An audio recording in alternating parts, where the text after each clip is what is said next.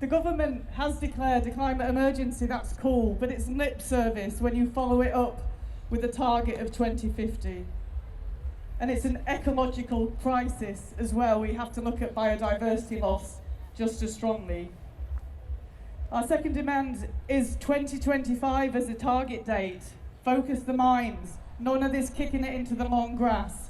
And I can tell you, I've been on several panels today and in a select committee recently, and they're always trying to get people to say how stupid the Extinction Rebellion target is, and nobody says it. They all say no. In fact, Sir David King today was saying we've got to get the carbon out of the atmosphere. 1 degree is too much. We've got to get below that. So people are talking about this in a completely different way. A citizens' assembly has been announced. Good step in the direction of real democracy, but actually it's not legally binding. It's not about 2025, it's not about biodiversity, and it's not about justice, climate justice, both home and abroad.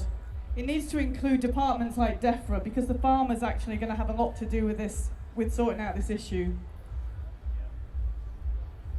So we're going to be back on the streets in autumn. Come and visit us in the tent in Green Futures if you want to know more about that.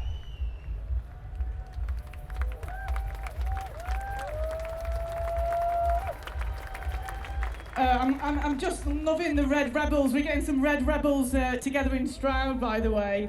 I always said, myself and Roger Hallam, who started this thing with others, we're just nerds. And I always said when the artists got involved, then we'd see some movement. I love them. So here we are in these times. It's a time of waking up. This is not a slow movement of change, a slow progress. It's a shift in the consciousness of each of us, and it's a collective shift. It involves facing grief and trauma and undoing our numbness and our narcissism and our indulgence that we have in this privileged Western society. It's an unraveling, it's an uncomfortable process. It's like being told that you're going to die soon or your children are going to die, but it's worse than that, because I always thought there'd be a future. There might not be a future. It's incredibly hard to face that, but it's a transformative process, as is the process of deciding to be in active rebellion, of taking risks to be arrested if you have the privilege and ability to do that. So let's trust that process. We don't know what's coming, but you can trust that process. I see it in people, and it's a beautiful thing. The problem is systemic. It is about the economic system, but there's something below that that's deeply spiritual here, which is this nonsense that we've been taught, that we're about scarcity, that there's a scarcity and I'm in competition with you, and that we're separated from each other and from our own inner beliefs, and that we're powerless. The earth is abundant, everything gets reused, we're together, we're about love and connection, and we're actually really powerful. I find it really boring talking about the media and corporations and Theresa. It's not about though, it's about us. When we know that we love each other and that we're together, this is when it works. That is where politics resides, is in the collective. That's where the power lies, in us together.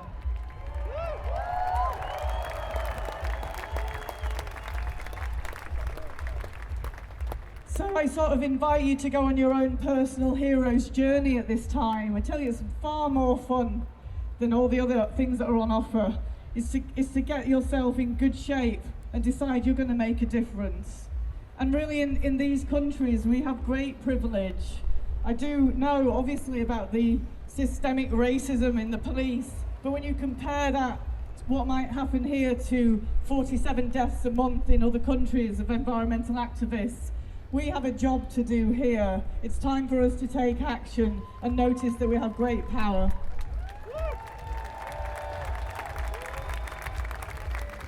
So this is a time of birthing. It's a time to come together and push.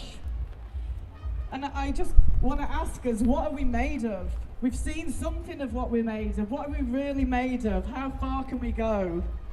I think that this autumn we're going to succeed in pushing the three demands even further. But we'll have another job to do, this is my personal opinion, to take on the finance system.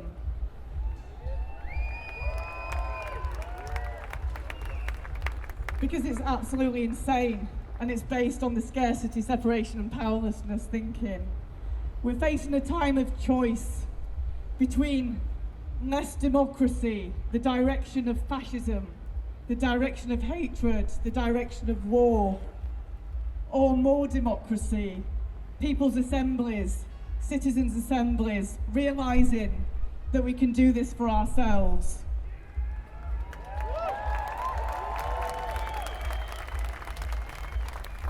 So it's time to really raise up a vision of our future together. It's going to be fucked, folks. I mean, things that we're going to have a lot of loss. We need each other to face that grief. We really need to feel each other. We need to feel the losses that are already happening. But it's a time to say that enough. We're going to stop the harm, and it's time to repair the harm that we've done. This is beyond the ecological now. This is about looking at what we've been doing to each other on all fronts. It's about reuniting in love and sharing. And I tell you what, when I was in Marble Arch, hanging out with strangers, eating vegan food from a kitchen that we'd knocked up in the middle of a road that was supposed to have traffic on it, making music and chatting late into the night, I thought, who the fuck wants to fly to Ibiza and have a burger, you know?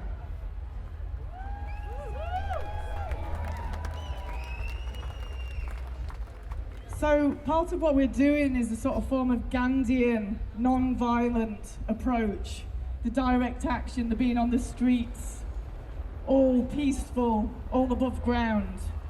But it's really important to have a constructive programme, and what that means is it's the way that we organise that matters. The way we do it really counts.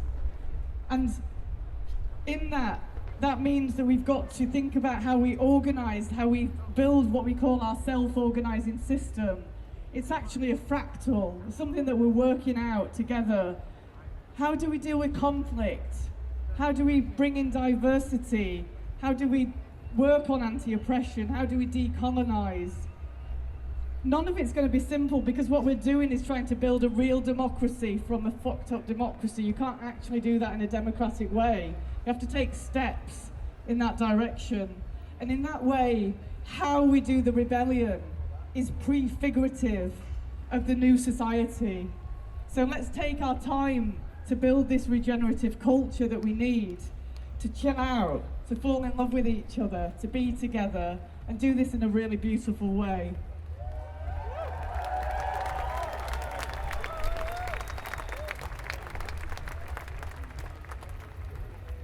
We need to find our courage, find each other, and reweave our human family. We need to remember that all the children of the world are our children. And it's about falling back in love with the earth.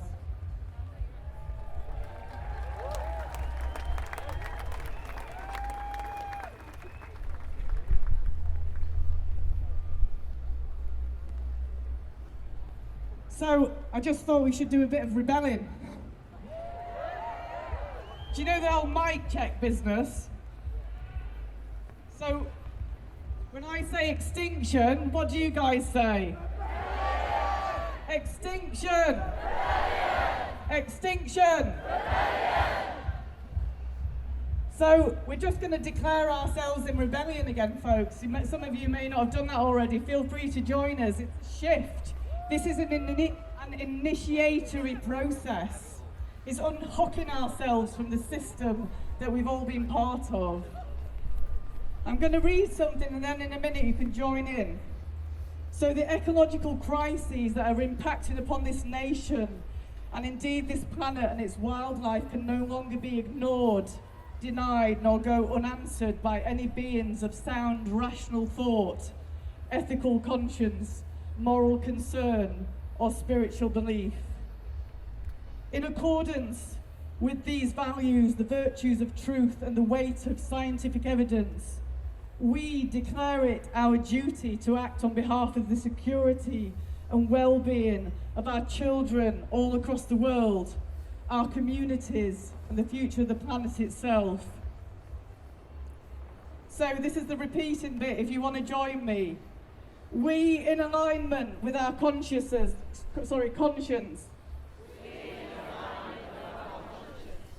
and our reasoning, declare ourselves in rebellion against our government, and the corrupted, inept institutions that threaten our future.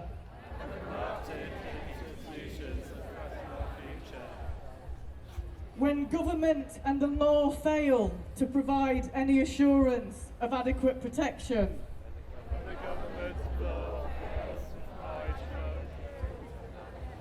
I won't do such a long one next time. Too much drinking last night, isn't it? As well as security for its people's well-being. As well as security for its people's well-being. And the nation's future. And the nation's future. It becomes the right of its citizens to seek redress. It becomes the right of citizens to redress.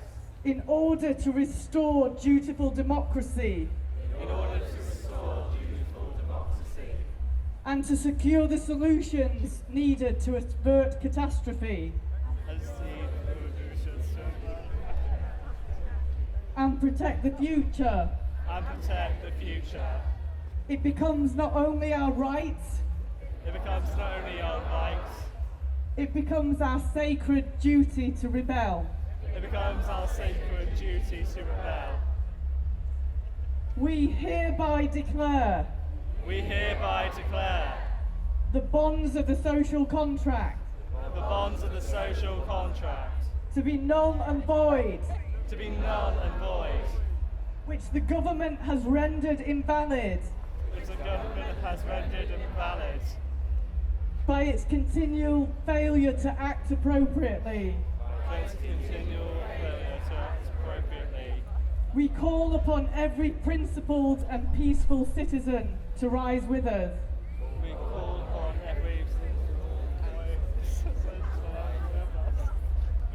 We act in peace.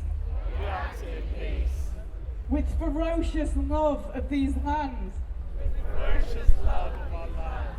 In our hearts. We act on behalf of life. Extinction!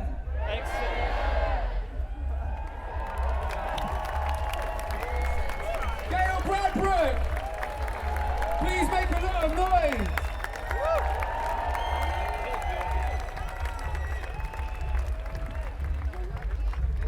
This is scary stuff, but there's also never been a thing that's enlivened me more personally. I see the world in more vivid colours now.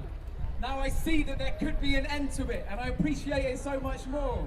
This is a moment in a way to look at the things we love and think about what is it we're trying to say. This isn't about distant generations, this is about now. And I get asked a lot when I do Extinction Rebellion or similar actions, why I'm there, often by angry motorists. So I wrote this in order to have something to respond to them with. And it's really simple. I say all together now, and you lot go, we. All together now. We. All together now. We. All together now. We. All together now. We. I'm sensing a strength here, I'm sensing a strength. I'm sensing a strength here, I'm sensing a strength. I'm sensing a strength here, I'm sensing a strength. I'm sensing a strength here, I'm sensing a strength. I am here for the smell of plums, the smell of leaves, the smell of a polished trombone. I am here for the smell of home. I am here for home. I remember when I looked outside and calmly picked my nose and thought of all the places we would go. So I am here for the smell of plums. I am among the desperate ones. I'm here for the taste of garlic, the bass, the drums, the curve of your neck. I am here for the feel of feet in sand, for the smell of sex,